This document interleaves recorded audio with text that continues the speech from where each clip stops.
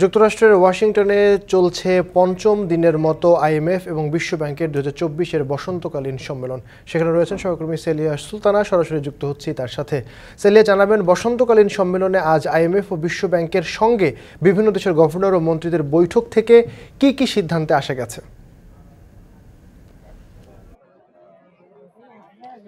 কিছুক্ষণ আগে কিন্তু আইএমএফ এবং ওয়ার্ল্ড ব্যাংকের যে প্রধান রয়েছেন তাদের সাথে কিন্তু গভর্নর্স মিটিং এবং মিনিস্টার্স মিটিং ছিল, এবং বিভিন্ন দেশের বেশিরভাগ দেশেরই গভর্নর এবং মন্ত্রীরা এখানে উপস্থিত ছিলেন, অর্থমন্ত্রীরা। এবং সেখানে কিন্তু একটি বিষয় কিন্তু এসেছে, আমরা এখন পর্যন্ত জানতে পেরেছি যে এখানেও কিন্তু ভূ রাজনীতি এবং যুদ্ধ পরিস্থিতির কারণে যে সারা বিশ্বে এক ধরনের মূল্যস্ফীতি সৃষ্টি হয়েছে, এক ধরনের সংকট সৃষ্টি হয়েছে অর্থনীতির খাতে, প্রবৃদ্ধিতে এবং অন্যান্য সব কিছুর বিষয়ে, সেখানে সে বিষয়টি কিন্তু এখানে উঠে এসেছে। এবং আপনি জানেন যে যেহেতু প্রতিটি দেশই এখানে উপস্থিত ছিল, তারা তাদের নিজেদের কথাগুলোও বলেছে।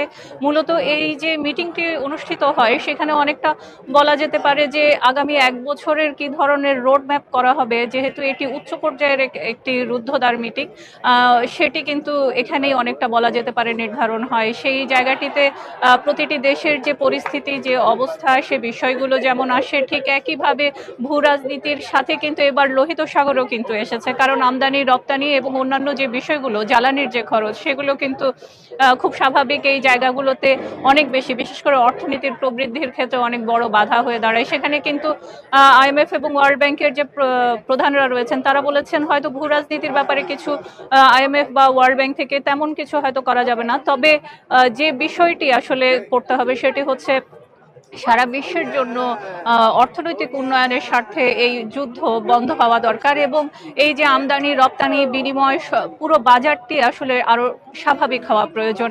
নয়তো কিন্তু যারা উন্নয়নশীল এবং স্বল্পোন্নত দেশ রয়েছে তাদেরকে অনেক বেশি চাপ সহ্য করতে হবে। এবং আপনারা জানেন যে গতকালও কিন্তু আইএমএফ এর যে প্রধান তিনি কিন্তু একটি বিষয় বলেছেন যে মূল্যস্ফীতি যতটুকু সময় থাকার পরিকল্পনা বা চিন্তায় ছিল, যেই রোডম্যাপটি করা হয়েছিল, সেটি কিন্তু বাস্তবায়ন সম্ভব হচ্ছে না, এবং মূল্যস্ফীতি সময় বা প্রয়োজনের তুলনায় কিন্তু অনেক বেশি সময় নিচ্ছে, যেটি শঙ্কার কারণ। এছাড়া তিনি কিন্তু একটি বিষয় বলেছেন যে বাংলাদেশ, দক্ষিণ এশিয়া এবং অন্যান্য যে দেশগুলো কি উন্নয়নশীল অবস্থায় পিছিয়ে আছে এবং বেশ কিছুটা নিজেদের অর্থনীতির অবস্থান জানান দিচ্ছে, তাদের জন্য কিন্তু এটি অনেক বড় একটি বাধা হয়ে দাঁড়াচ্ছে ভূ রাজনীতি। সেই জায়গাটিতে তারা বলছেন উন্নয়নশীল দেশগুলো যেন তাদের প্রবৃদ্ধি অর্জন করতে পারে। এবং আপনি জানেন যে দক্ষিণ এশিয়া কিন্তু পুরো বিশ্বে যে প্রবৃদ্ধি, সে প্রবৃদ্ধির 60% পর্যন্ত কিন্তু দক্ষিণ এশিয়া থেকে আসে।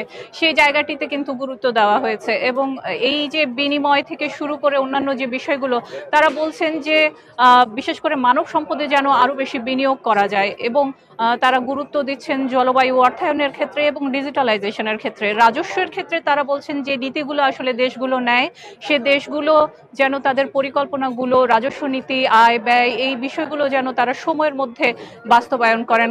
কারণ এই বাস্তবায়ন যদি সময় মতো না হয়, সেটিও কিন্তু স্থানীয়ভাবে দেশগুলোর ভেতরে মূল্যস্ফীতির অন্যতম কারণ হয়ে দাঁড়াচ্ছে, এবং সেটির চাপ দিতে হচ্ছে সাধারণ মানুষকে। তো সেই জায়গায় তারা বলছেন যে এই কার্যক্রমগুলো আরো বেশি গতিশীল হওয়া প্রয়োজন, এবং প্রয়োজনে পলিসি যেগুলো নেওয়া হয় সেগুলোর যদি পরিবর্তন করতে হয়, সেখানেও কিন্তু কিছুটা পরিবর্তন হওয়া প্রয়োজন। এছাড়া এখানে কিন্তু ফেডারেল রিজার্ভ থেকে ইউরোপীয় ইউনিয়নের প্রধান যারা আছেন, যারা সারা বিশ্বের অর্থনীতির ভৌগোলিক অর্থনীতি যেটি পরিচালনা করেন, যাদের নিয়ন্ত্রণে চলে, তারাও কিন্তু এখানে উপস্থিত ছিলেন এবং তারাও কিন্তু তাদের মতামত রেখেছেন। এই ছিল মূলত আমার কাছে আজ পঞ্চম দিন যে উচ্চ পর্যায়ের যে মিটিংটি ছিল আইএমএফ এর, তার সর্বশেষ।